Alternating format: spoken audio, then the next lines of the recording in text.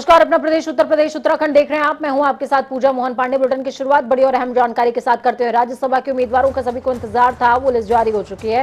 राज्यसभा के लिए बीजेपी की लिस्ट जारी हो गई। लक्ष्मीकांत वाजपेयी को टिकट मिला है, तो वहीं राधा मोहन अग्रवाल जिन्होंने योगी आदित्यनाथ के लिए गोरखपुर सदर सीट खाली करी थी, उनको भी उम्मीदवार बनाया गया। संगीता यादव को टिकट मिला है, तो सुरेंद्र सिंह नागर को टिकट दिया गया है। बाबूराम निषाद को बीजेपी ने टिकट थमाया, तो दर्शना सिंह भी इस रेस में आगे नजर आई। राज्यसभा का टिकट जारी हो चुका है। उत्तराखंड की अगर बात की जाए तो कल्पना सैनी जो कि हरिद्वार से ताल्लुक रखती है, इनको भी राज्यसभा का जो एंट्री गेट है वो अब दिखता हुआ नजर आएगा। बड़ी खबर, अहम जानकारी आपको दे रहे हैं इस वक्त की। ये वो सूची है जिसका सभी को इंतजार था। 6 उत्तर प्रदेश से 1 उत्तराखंड से जो लिस्ट है वो जारी हो चुकी है। टोटली 16 प्रत्याशियों की सूची जारी करी है भारतीय जनता पार्टी में, जिसमें मौजूदा कुछ कैबिनेट मिनिस्टर्स को भी शामिल किया गया। उसके अलावा कुछ ऐसे लोग जो जातीय समीकरणों को पूरा करते हैं 2024 के चुनावों के मद्देनजर, उनको भी ध्यान में रखते हुए 2 ब्राह्मणचारों का जिक्र यहां पर हो रहा था। लक्ष्मीकांत वाजपेयी इसमें विजयी हुए हैं और उनको कहीं ना कहीं जगह मिली है। और देखिए, ये समझा जा सकता है कि उत्तर प्रदेश से जो 6 लोग या 6 नामों का जिक्र सामने आ रहा है, या उत्तराखंड से जिसे 1 नाम का जिक्र सामने आ रहा है, वो फुल एंड फाइनल नाम है, क्योंकि कोई और ओपोनेंट नहीं है प्रदेश के अंदर, तो और कोई चुनाव लड़ेगा नहीं। अनूप हमारे साथ में जुड़े हुए हैं। अनूप, ऐसा कहा जा रहा था कि बीजेपी 2 ब्राह्मण चेहरों को इस बार मौका दे सकती है, लेकिन वो नजर नहीं आया। इस बार समीकरण साधने की कोशिश तो की गई है। राधा मोहन अग्रवाल जिन्होंने बहुत ही ज्यादा साधुवाद दिखाते हुए योगी आदित्यनाथ के लिए सीट खाली कर दी थी, उनको भी मौका मिला है। साथ में निषाद समुदाय को साधने की कोशिश है। दर्शना सिंह को मौका मिला है। संगीता यादव, सुरेंद्र सिंह नागर, तो लक्ष्मीकांत वाजपेयी वो चेहरा है जिनको ब्राह्मण के तौर पर रिप्रेजेंट किया गया। देखिए पूजा, जो हम लोग जिक्र कर रहे थे कि उत्तर प्रदेश में जातिगत समीकरण साधते हुए भाजपा कैंडिडेट ढूंढेगी, क्योंकि 2024 की लड़ाई को फतेह करना है। उत्तर प्रदेश काफी अहम भूमिका अदा करता है। इन 6 नामों में 2 महिला हैं, इसमें अगर 4 पुरुष है, जिसमें 3 ओबीसी है, 1 ब्राह्मण चेहरा है। राधा मोहन अग्रवाल को इनाम मिला है क्योंकि गोरखपुर की सीट सीएम योगी आदित्यनाथ के लिए छोड़ा है, निश्चित रूप से इसी वजह से उनको लिया गया होगा। लेकिन गौर करने वाली बात होगी, लक्ष्मीकांत वाजपेयी जब 2014 में चुनाव लोकसभा का हुआ था, 73 सीटें उत्तर प्रदेश में मिली थी। जमीनी लड़ाई लड़ी थी, उत्तर प्रदेश के प्रदेश अध्यक्ष ने अहम भूमिका अदा की थी। उसके बाद अभी 2022 के चुनाव में स्कैनिंग कमेटी का अध्यक्ष बनाया गया, जिसमें बाहरी जो संगठन है उनसे भारी तादाद में जो लोग थे उनको जोड़ा लक्ष्मीकांत वाजपेयी ने, जिसमें 16 ऐसे उम्मीदवार थे जिसमें 10 एमएलए विजयी होकर आए। निश्चित रूप से लक्ष्मीकांत वाजपेयी भारतीय जनता पार्टी के लिए बहुत कुछ किया है। मुझे लगता है भारतीय जनता पार्टी ने उसी वजह से उनको इनाम दिया है। दूसरा, मैं जिक्र कर रहा था कि उत्तर प्रदेश में जातिगत समीकरण इस समय अगर वर्तमान हालात की बात करें तो अगर 2024 का समीकरण 2022 का समीकरण देखें तो जिस तरीके से समाजवादी पार्टी एक बड़े विपक्ष के रूप में उभरी है, यानी कहीं न कहीं ओबीसी वोट जो समाजवादी पार्टी लेने की कोशिश की है, अब वो कहीं न कहीं इसी वजह से जो बिल्कुल, और यही वजह है मेरे ख्याल में अनूप की संगीता यादव को मौका मिला है। साथ में निषादों को जो अपने साथ मिलाने की कोशिश समाजवादी पार्टी की तरफ से की गई थी, तो एक बार फिर से बाबूराम निषाद को यहाँ पर मौका दिया गया है। बहुत शुक्रिया अनूप हमारे साथ जुड़ने के लिए, अहम जानकारी साझा करने के लिए। तो ये कुछ अहम नाम हैं जिन पर लगातार चर्चा बनती रही और वो नाम अब सामने आ चुके हैं। 6 नाम उत्तर प्रदेश से हैं, 1 नाम उत्तराखंड से श्रीमती डॉक्टर कल्पना सैनी का है, जो कि हरिद्वार से ताल्लुक रखती हैं। चलिए खबरों में आगे बढ़ते हैं और आपको बताते हैं, निषाद पार्टी के राष्ट्रीय अध्यक्ष संजय निषाद ने आज राजधानी लखनऊ स्थित विश्वेश्वरैया हॉल में आज निषाद समाज के सभी पदाधिकारियों के साथ में बैठक की है। 2024 के लोकसभा चुनाव को ध्यान में रखते हुए ये बैठक की गई। संजय निषाद ने कहा कि संगठन तभी मजबूत होगा जब हम अपने आप को मजबूत करेंगे और एक-एक कार्यकर्ता मजबूत होगा। निषाद पार्टी के सभी कार्यकर्ता पदाधिकारियों को ज्ञान अर्जित करने की भी नसीहत दी गई। निषाद पार्टी ने, भारतीय जनता पार्टी अपना दल मिलकर दोबारा 37 वर्ष का इतिहास बनाई है और माननीय योगी आदित्यनाथ को धन्यवाद देना था, माननीय मोदी जी को धन्यवाद देना था कि ऐसी नीतियां बनाई जो धरातल पर उसे मोहर मारा है। किसी भी बड़े लक्ष्य को प्राप्त करने के लिए एक अनुशासित कार्यकर्ता और सशक्त संगठन की आवश्यकता होती है, और सशक्त तब होता है जब उसे सुदृढ़ किया जाए, उसमें हमेशा रिफॉर्म किया जाए। तो आज हमने नई 2014 की तैयारी के लिए हमने अपनी कमेटी को, जो प्रदेश कमेटी है और जो जिला कमेटी है और मंडल कमेटी है और हमारे वहाँ जो ब्लॉक कमेटी है उसको रिफॉर्म किया है। निशाद साहब कार्यकर्ताओं में जोश करते 2024 को 2014 भूल गए। खैर, ये शब्दों का फेर है। खबरों में आगे बढ़ते हैं। उत्तर प्रदेश की योगी आदित्यनाथ सरकार ने प्रदेश में कानून व्यवस्था को दुरुस्त करने के लिहाज से अभियान का आगाज किया है। साथ ही पुलिस में बड़े अधिकारियों के कार्यस्थल में कुछ तब्दीलियां की गई हैं। ये जो है तब्दीलियां गृह विभाग ने आज 11 IPS अफसरों के साथ करी। तबादला सूची जारी हो चुकी है। इसमें 6 जिलों के पुलिस अधीक्षक तब्दील किए गए हैं। अनिल कुमार सिंह को अपर पुलिस आयुक्त वाराणसी के पद पर नियुक्ति मिली है। तो वहीं उप महानिरीक्षक PAC लखनऊ अनुभाग के पद पर उनको भेज दिया गया है। पुलिस महानिरीक्षक SSP बुलंदशहर संतोष कुमार सिंह अब अपर पुलिस आयुक्त वाराणसी के पद पर नियुक्ति पाते हुए और इस पद को संभालते हुए नजर आएंगे। SP रायबरेली श्लोक कुमार को SSP बुलंदशहर बना दिया गया है। फेरबदल है, एक दूसरे के पदों में स्थानांतरण किया गया है और जो शहरें हैं वो अब आपको तब्दील नजर आने वाले हैं। और ये सूची भी आप अपनी टीवी स्क्रीन पर देख सकते हैं।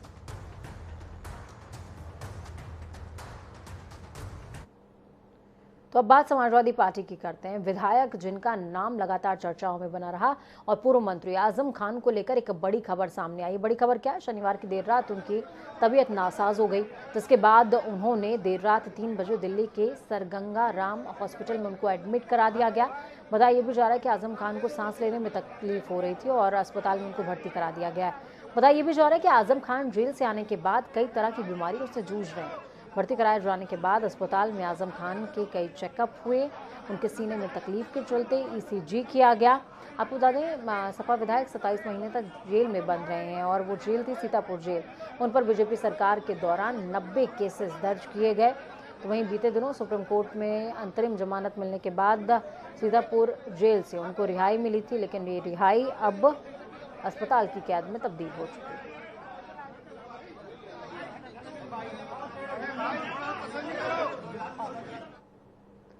इफ्को ने व्यावसायिक तौर पर दुनिया के पहले नैनो यूरिया को विकसित किया है, जिसे खाद्य के क्षेत्र में बदलाव की बेहद महत्वपूर्ण भूमिका के तौर पर देखा जा रहा है। इफ्को की तर्ज पर ही बीते साल भी इसका उत्पाद किया गया था, जिसके तहत वर्ष 2021 और 22 में इफ्को को लगभग 3 करोड़ बोतल नैनो यूरिया का उत्पादन करने में सफलता हासिल हुई थी। प्रधानमंत्री ने इफ्को के नैनो लिक्विड यूरिया के संयंत्र का लोकार्पण किया, जिसमें यूपी के सहकारिता राज्य मंत्री स्वतंत्र प्रभार JPS राठौर भी वीडियो कॉन्फ्रेंसिंग के जरिए जुड़े थे। तो वहीं इस दौरान उन्होंने जनता टीवी से खास बातचीत भी की। सुनिए।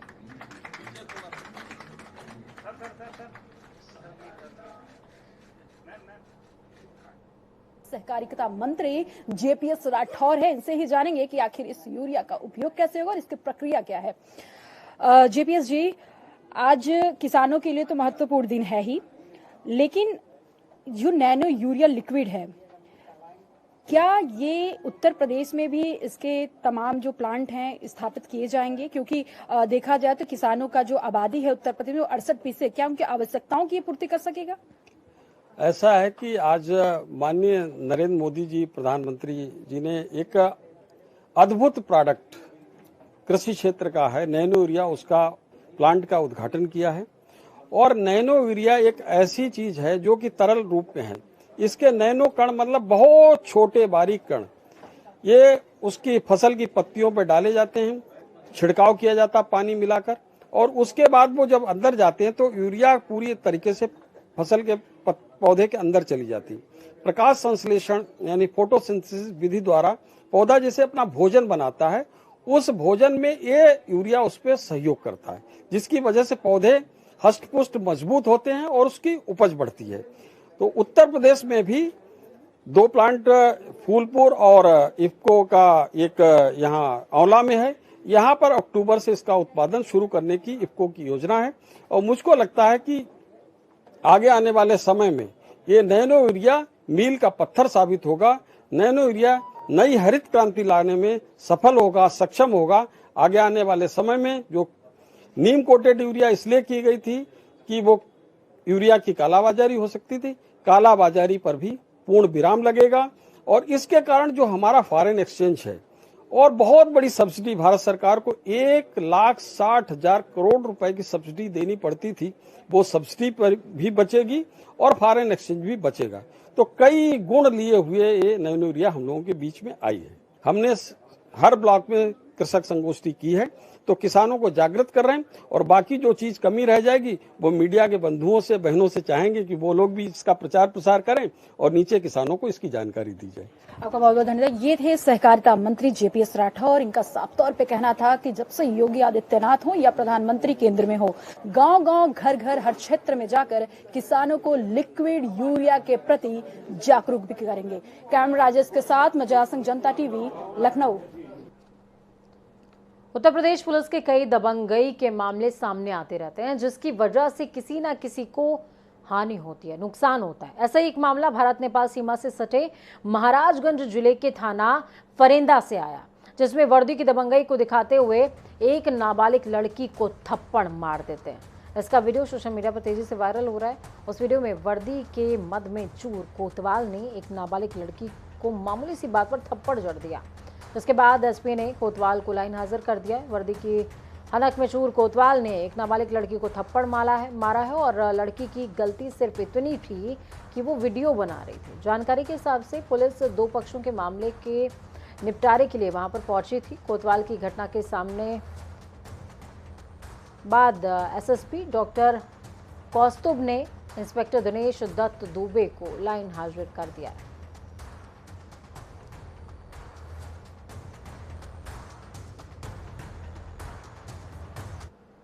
वहीं बहुजन समाज पार्टी के अध्यक्ष और उत्तर प्रदेश के पूर्व मुख्यमंत्री मायावती ने आगामी 23 जून को होने वाले लोकसभा उपचुनाव में आजमगढ़ में उम्मीदवार उतारने का फैसला किया। हालांकि पार्टी रामपुर में उपचुनाव नहीं लड़ेगी।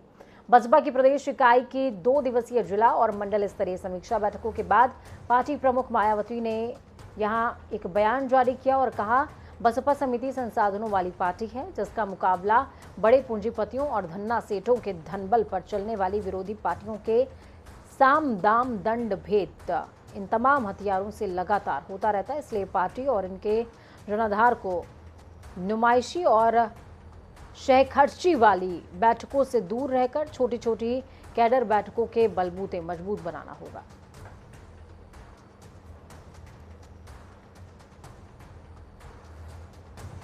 तो आपको बता दें कि इसी दौरान मायावती ने यह भी कहा कि जो आगामी चुनावी प्रक्रियाएं हैं उनके मद्देनजर अब बसपा को 75,000 जो कार्यकर्ता हैं वो नव नियुक्त कार्यकर्ता तैयार करने होंगे अगले 2 महीने के अंदर।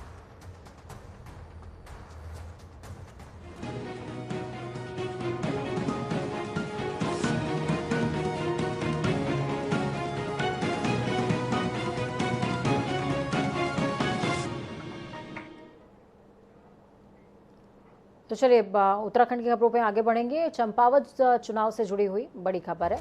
चंपावत उपचुनाव के लिए शोर थम चुका है। बीजेपी और कांग्रेस ने प्रचार में पूरी ताकत झोंक दी है। सीएम पुष्कर सिंह धामी चंपावत से चुनाव लड़ रहे हैं और निर्मला गहतोड़ी कांग्रेस की तरफ से प्रत्याशी हैं। चुनाव के मद्देनजर भारत नेपाल सीमा को सील कर दिया गया। 31 मई को उपचुनाव के लिए मतदान होगा। 3 जून को उपचुनाव के नतीजे सामने आ जाएंगे। शाम को 5 बजे प्रचार का शोर थम गया। अब चुनावी प्रचार थम चुका है। भारतीय जनता पार्टी और कांग्रेस ने चुनावी मैदान में अपनी पूरी ताकत झोंक दी है। सीएम पुष्कर सिंह धामी के लिए उत्तर प्रदेश के सीएम योगी आदित्यनाथ ने भी चंपावत में रोड शो करते हुए सीएम धामी के लिए वोट मांगे थे। तो वहीं दूसरी ओर कांग्रेस प्रत्याशी निर्मला गहतोड़ी के लिए कांग्रेस कार्यकर्ता और नेताओं ने पूरा दमखम झोंका है। अब बारी वोटिंग की है। 31 मई को चंपावत विधानसभा सीट पर वोटिंग होगी, जिसके बाद 3 जून को परिणाम सामने आ जाएंगे।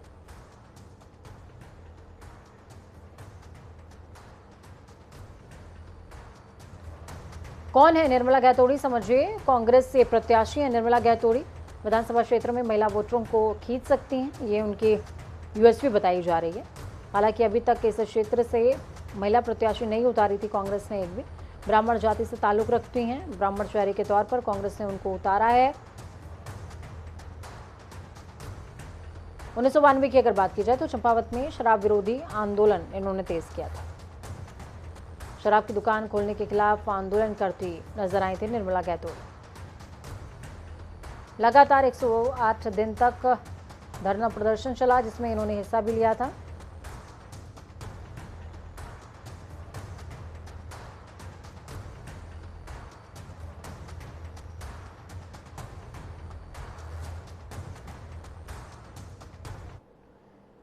उत्तराखंड विधानसभा का बजट सत्र 7 जून से गैरसैंण में होना था, लेकिन राज्य में चल रही 4 धाम यात्रा को देखते हुए संसदीय कार्य मंत्री और वित्त मंत्री प्रेमचंद अग्रवाल ने कहा कि बजट सत्र को लेकर अभी स्थिति स्पष्ट नहीं हो पाई है। हालांकि उन्होंने कहा कि जल्दी अधिकारियों के साथ बैठक करते हुए बजट सत्र पर निर्णय लिया जाएगा और सत्र कहां और कब होना है। माना जा रहा है कि इस बार बजट सत्र देहरादून में ही आहूत हो सकता है। प्रदेश में चल रही 4 धाम यात्रा और पुलिस फोर्स की भारी कमी के चलते सरकार 7 जून से होने वाले बजट सत्र पर विचार करने जा रही है।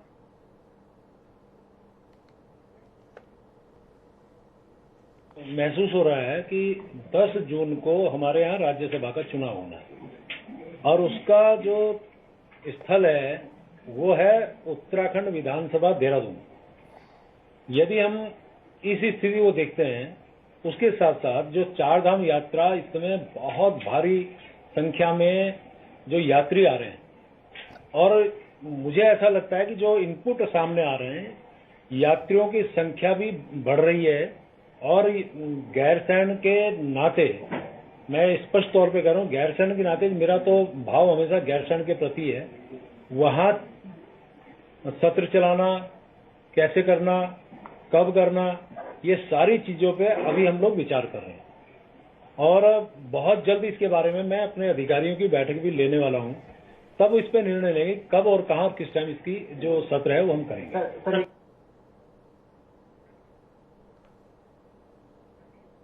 नवीन हमारे साथ में फोन लाइन पर जुड़े हुए हैं। नवीन, क्या कुछ अपडेट है ग्राउंड जीरो से? बार बार गैरसैंण का नाम सामने आता है, लेकिन कभी गैरसैंण में अभी तक ना बजट सत्र आहूत हो सका, ना कोई सत्र आहूत हो सका है। ये विडंबना ही कह सकते हैं इसको? जी, निश्चित तौर पर विधानसभा का जो सत्र था वो आने वाली 7 तारीख को होना था, लेकिन कहीं ना कहीं 4 धाम यात्रा चल रही है, तो इसको लेकर सरकार पूरी तरीके से फूक फूक कर कदम रख रही है। सरकार की ये मंशा है कि सत्र को भी ठीक तरीके से किया जाए, 4 धाम यात्रा भी सही तरीके से चले। और इसके साथ ही एक चीज और है कि राज्यसभा का चुनाव होना है जो राजधानी देहरादून के विधानसभा परिसर में वहां पर होना है, तो कहीं ना कहीं सबसे बड़ी बात यह होगी कि सत्र को भी सुचारू रूप से चलाना है, 4 धाम यात्रा को भी चलाना है और इसके साथ ही राज्यसभा का जो चुनाव है, तो तीनों चीजों को लेकर ही सरकार पूरी तरीके से मंथन कर रही है।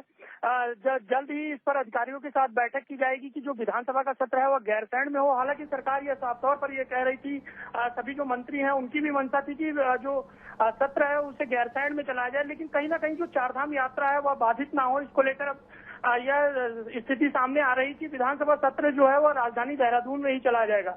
इसके साथ ही सबसे बड़ी बात यह होगी कि राज्यसभा का चुनाव है तो उसको भी सुचारू रूप से करना है, 4 धाम यात्रा भी सुचारू होनी चाहिए। तो तमाम सारे पहलुओं पर चर्चा होने के बाद ही डिसीजन आएगा कि सत्र यहाँ पर होगा या फिर गैरसैंण में होगा।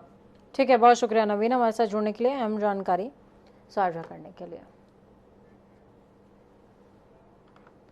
तो हालांकि इस पर अभी चर्चा होनी बाकी है कि ये जो बजट सत्र है वो कहां आहूत होने वाला है, गैरसैंण में या देहरादून में। जहां तक संभावनाएं समझी जा रही हैं कि देहरादून में ही इस बार का बजट सत्र भी आहूत होगा। वक्त छोटे से ब्रेक का, ब्रेक के उस पार खबरों का सफर लगातार जारी रहेगा। बने रहिए हमारे साथ, क्योंकि हमें आपकी ताकत, अपना और अपनों का बहुत ख्याल रखिए। नमस्कार।